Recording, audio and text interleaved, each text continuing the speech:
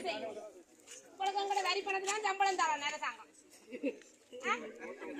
நீங்க ஒரு மனுஷரா? இந்த வெயில்ல எத்தனை காலமா இந்த தங்களோட காணியில வந்து குடியமர்றதுக்காக பார்த்து கொண்டு இருக்குதுங்க. நீங்க என்னன்னு கேட்டா உங்களோட ஆட்சியில உங்களோட சம்பளத்தை தந்துதான் இதுல வரி பணத்துல விட்டு கிடக்கு. எங்கட வரி பணம் தான் ஒவ்வொரு ரூபாயும் தான் உங்களுக்கு சம்பளம். எங்கட காணியில எங்கட ரோட்ல எங்கட நிலத்துல போக இல்லாம நீங்க வச்சு கொண்டு இருக்கிறீங்க. ஒரு புத்தரை கொண்டு புத்தர் சொல்ல வரா என்ன கொண்டு இருத்தி ஆட்சி செய்யும் கொண்டு. இப்ப நாங்க கொண்ட கொழும்புல தெற்கில கொண்டு எங்கட பெரிய இந்து கோயிலோட கட்டி இல்லாட்டி எங்கட தமிழ் மக்களுக்கான ஒரு பண்பாட்டை கட்டினா நீங்க விடுவீங்களா? சொல்றீங்க வடக்கு கிழக்குல தமிழக நிலம் இது தமிழக குடியாறு. நாங்கள் குடியாறு மக்கள் இல்லை, நாங்கள் காலாதி காலமாக வாழ்ந்த மக்கள். இன்றைக்கு பார்த்தா நீங்க வந்து எங்களை இந்த ரோட்டுக்கு இஞ்சால வராதே வராதே வராது என்றா நாங்கள் என்ன உங்களோட வீட்டு சொத்துல வந்து இருக்கிறோமா? இல்லாட்டி உங்கள்ட்ட எங்கட காணியில நீங்க இருக்கிறீங்க, நீங்க சிரிக்கிறீர்கள். நாங்க வெயில்ல எத்தனை மக்கள் இந்த வாழ்வாதாரத்தை பாழாக்கி வச்சிருக்கீங்க.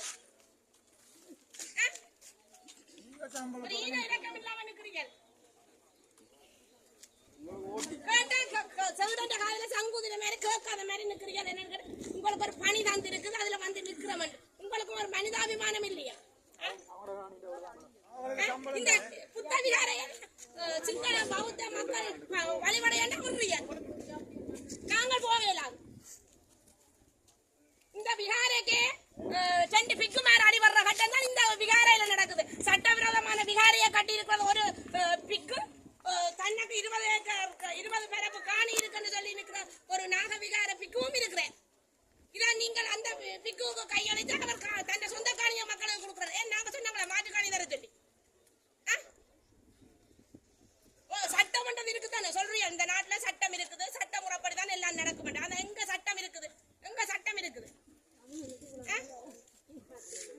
சும்மா நாங்க ஒரு உரிமைக்காக போராடினா கைது செய்வீங்க, உடனே சிறையில் அடைப்பீங்க. இதுதான் உங்களோட தொழில். இன்று மட்டும் நாங்கள் ஒரு சில கைதிகளாகவும் ஒரு அடிமைகளாகவும் தான் வாழ்ந்து கொண்டிருக்கிறோம் இந்த பூமியில. சொல்றது தெற்காசிய நாடுல இலங்கை ஒரு பாதுகாப்பு நாடு என்று சர்வதேசத்தில் அறிவிக்கப்படுது. ஆனா இந்த தமிழருக்கு எந்த பாதுகாப்பும் இல்லை. இன்னைக்கு நாங்க வந்து இதுல நிக்க வேண்டியது இல்லையா? எங்களுக்கான உரிமையை நீங்க வழங்கினால் நாங்கள் இன்னைக்கு ஒரு தமிழராக இந்த இனத்து நாட்டுல வாழ வர மாட்டேன். நாங்க உங்களோட வந்து போராட போறோம். எங்களை பூமியில எங்களை சுதந்திரமாக வாழ விடுங்க.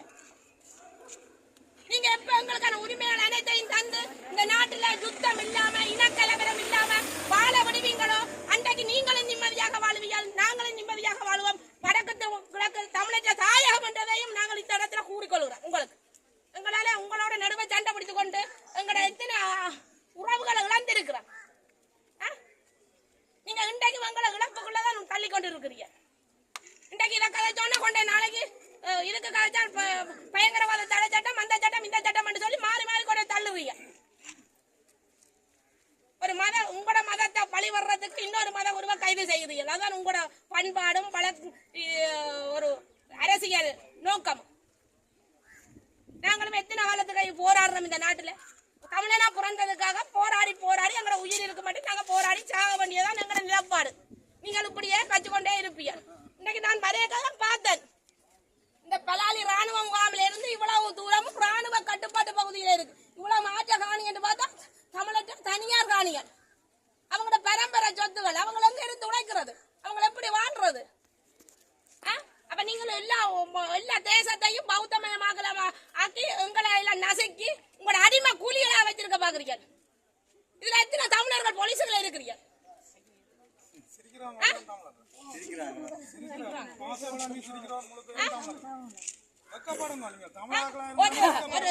இந்த புத்த விகாரையை கட்டி பிடிச்சு கொண்டு இருக்கிறீங்களே, இவ்வளவு பேர் தங்களோட சொந்த காணிக்காக போராடுறாங்க. நீங்க ஒரு விகாரையை பிடிச்சு கொண்டு எல்லாருக்கும் உரிமை வழங்குறீங்க.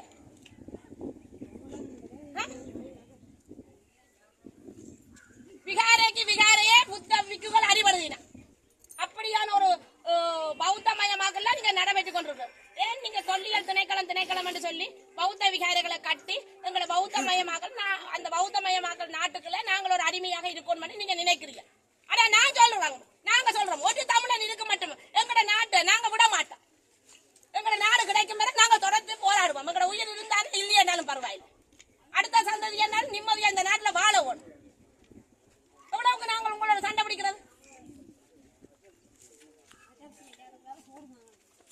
இப்ப நாங்களும் உங்களையும் அடிச்சு பிடிச்சு கொண்டு நாங்களும் போகலாம் எங்கட இடத்துக்கு. எங்கட மண் எங்களுக்கு உரிமை இருக்கு. நீங்க ஒரு சட்டம் வச்சிருக்கிறீங்க.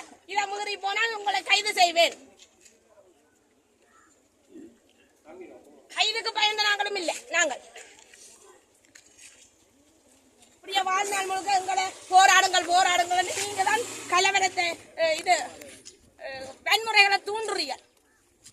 நாங்க வன்முறை எங்கட நிலத்தை நீங்க எங்களுக்கு விடுதலை செய்தா நாங்கள் வந்து சுதந்திரமா இருக்கிறோம், வாழ்றோம், எங்கட வாழ்வாதாரத்தை கொண்டு போறோம், எங்கட நாட்டுல நிம்மதியா வாழ்றோம். அதை விட்டுட்டு நீங்கள் ஒரு புத்தவிகாரையை கட்டி வச்சுட்டு எங்களை வன்முறைக்கு தூண்டுறது நீங்க. பிறகு அதுக்கடையில சொல்றது நாங்கள் வாரம் போராடுறோம், கலகத்தை ஏற்படுத்துறோம். தமிழனை அடக்கி ஒடுக்க பார்க்காதீர்கள். இனியும்